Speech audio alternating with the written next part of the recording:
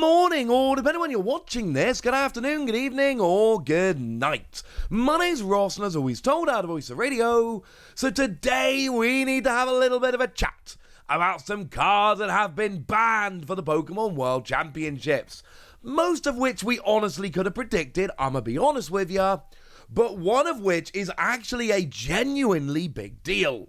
You see, what they've gone and done, as they tend to go and do, the Pokemon I mean, is they've gone, right, there are a bunch of cards that have been released in the West that have not been released in Japan and other territories, which means, let's take Van Gogh Pikachu as an example, just so we can get one of these up. And they've not been released elsewhere, they've only been released in certain places. Not everybody has access to these cards. It is not fair if we make these cards legal for the Pokemon World Championships, so we're not making them legal for the Pokemon World Championships. And you know what?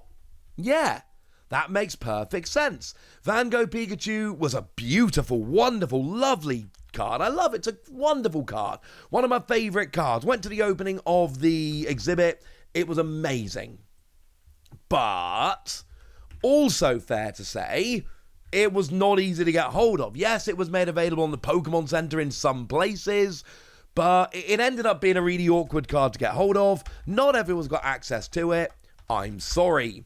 Honestly, the only chance this had of being in a Worlds deck was somebody going, I've got a 59 card deck I really like, I'm putting this in just so I can say I had Van Gogh Pikachu in my deck. Or Pikachu with Great Felt Hat as it actually is. Single energy, search for a Pikachu and bench it. No, mate, it's a terrible card. But that's not the point. It's not up to Pokemon to decide which cards are good and go, oh, some people have got access to this, but others don't, so we're not going to ban it because, you know what, it's not good enough to ban. Pokemon are doing what they should be doing and are being very sensible and going, look, we think we know what's going to be good, but we can't be 100% certain, so let's just ban everything that isn't available everywhere. So these cards, you know, the things like Van Gogh Pikachu not being available, predictable, but a little bit sad. Hey-ho, can't be playing it at Worlds. Along the same kind of lines, the Oddish promo from Path to the Peak.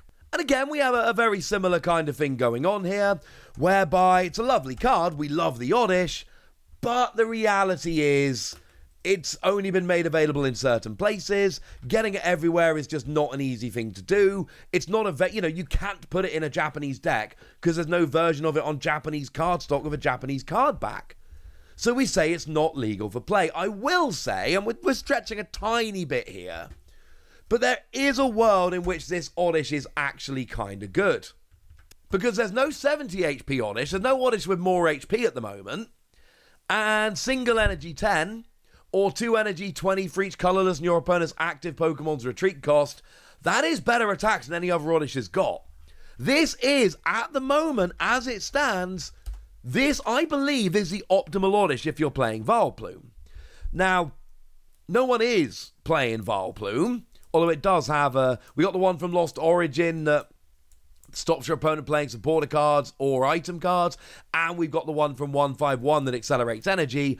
I'm not pretending either of those are particularly stunning cards, but I am saying that this is the optimal Oddish to play right now, and that there is, at the very least, some Vileplume around which are interesting and some people could choose to play. I don't think this is going to have a massive impact on the world's metagame. Oh, and I've put the Gloom up on screen as well, because obviously that one also accelerates a bit of energy, right? But I'm saying it could. I'm saying there is a world in which this actually is annoying because people have to play a different Oddish. Now, the three which are weird to me, Sprigatito, Fuecoco, and Quaxley. The first ones that came around of those Pokemon, the original, so to speak. And what's a little bit weird is literally just this morning, they revealed a promo pack in Japan, which is being given out when you buy cards at the Pokemon Center, etc. Oh, I'm going to be in the Pokemon Center in a couple of weeks. Awesome! I'm going to get some of these. But they do include these three cards. They're not particularly good. They're not particularly exciting. They're, I don't think, the optimal versions of them. But they were the first versions of them, and for some reason, they never actually went and got released. So, yeah. They're another example of we don't necessarily need them, but hey, they're there. Or I suppose they're not there. I should be saying they're not there, shouldn't I? But honestly, I don't think... I mean, I'm sure you can make an argument for some of them, but I'm just having a look now at all the different versions available. I wouldn't choose any of these free. Honestly, I wouldn't choose any of these free to actually put into my deck. So I think we're good with these. But there's one which I do think is a much, much, much, much bigger deal, and that is the Pecharunt. Because the Pecharunt, now that's actually coming as a promo in two different ways. It's coming as a promo in the Elite Trainer box for Shrouded Fable, and it's coming as a promo card in the free pack blister for Shrouded Fable. And it's not been released in Japan. As far as I am aware, and as always, correct me if I'm wrong about this, I don't believe we've even had any word about this as how coming in Japan. Now, the Van Gogh Pikachu and the Oddish, they're not coming out in Japan. I'm just putting that out there right now. The first partner Pokemon, like I say, literally this morning they got revealed as coming to Japan. But this Pecharunt, I mean, look, we're getting the Pecharunt in Japan. We have to get the Pecharunt because it's a genuinely, legitimately good, viable card. They can't leave Japan without this Pecharunt. But I don't know how and when they're getting it. The thing is, I would be absolutely stunned if there weren't people testing this for Worlds. Although, I want to get it on the record. I told you guys a couple of times that there was no way this was going to be legal for Worlds. I told you this wasn't going to be legal for Worlds exactly because it hadn't been released in Japan. It wasn't some massive clairvoyant prediction. The fact that it hadn't been released in Japan meant it was never going to be legal. But essentially, what we've got with this Pecharunt is a fairly underwhelming attack. 2 energy, 10 damage, plus poison, and they can't retreat. It's fine. What is way better is the ability Toxic Subjugation. Also, great ability name. Which says, as long as this Pokemon is active, put 5 more damage counters on your opponent's poison Pokemon during Pokemon Checkup. Now, the fact that it says 5 more rather than 6 is huge because it means you can start adding this up. And the thing is, you go first, your opponent hasn't drawn a card yet, use Brute Bonnet. Attach an Ancient Booster Energy Capsule to Brute Bonnet, your opponent's active Pokemon will be poisoned. They will start taking damage counters now, before they've had their turn. The end of your turn during Pokemon Checkup, before your opponents had their turn, they will start taking damage counters for poison.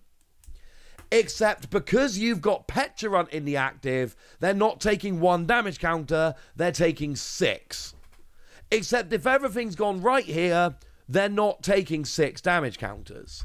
Because we have got a rather nice Radiant Pokemon to use here. We've got Radiant Hisuian Sneasler, which puts 2 more damage counters on poison Pokemon between turns.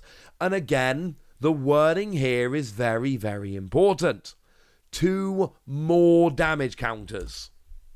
If it put 3 on, that wouldn't work. But because it's 2 more, we add up here. We go from 1 to 6. We go from 6 to 8. And honestly, most of the time, that's going to be enough. But if you need a little bit more, we've got Perilous Jungle.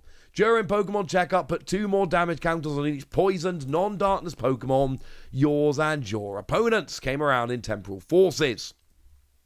And now, honestly, most of the time, you're going to be going after evolving or support Pokemon that have 70 HP most of the time. So, just getting the poison with either Perilous Jungle or Radiant Hisuian Sneasler should most of the time be enough.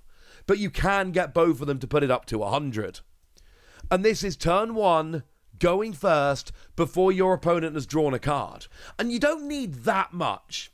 You need Pecharunt in the active, and then you need Brute Bonnet, a tool, and I think either Perilous Jungle or Radiant Hisuian Sneasler. I really don't think you need both of them the vast majority of the time. Now, is this too gimmicky to work? Maybe.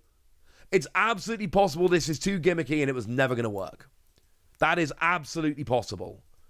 But that's not the point. The point is, this is a potentially playable card, which I'm sure some people, there's a lot of people playing at Worlds this year, I'm sure some people would have tried to make work, and this not being available is actually a genuinely big deal. I think Van Gogh Pikachu, no one's going to really care. The starter Pokemon, again, I don't think they're even the best versions. I do think there is a very slim chance somebody wanted to use the Oddish, but again, when I say very slim chance, I mean very slim chance. But this Pecharunt is a genuinely big deal. The fact that it's not legal for Worlds is a genuinely big deal, and I think this is something we all need to know about. But you do know about it now, so now it's over to you guys. Tell me if you wanted to use any of these cards, tell me what you think about all of this, and yes, although we haven't received word yet, there's obviously going to be a list the other way round. Cards that have been released in Japan that won't be legal for everyone because they've only been released in Japan, but we'll get to that when that news is revealed. For now, I want to know what you think about all of this in the comment section, so go nuts, be nice. And then make sure you like this video, subscribe to this channel, follow me on Twitter at @TheWasi. That's where we talk about Pokemon and a whole bunch of other card games. And please do consider checking out patreon.com/PTCG Radio, where you can support the channel, get some bonus podcasts, join a Discord, and all kinds of fun things. And get shoutouts on the channel like the lovely Dojo, who's been a supporter of ours for a while now and is a very lovely person. So shout out to them for the support and the loveliness. But by far the most important thing as always, look after yourselves till next time, would ya? Thank you very much for watching. My name's Ross, and you've been watching PTCG Radio.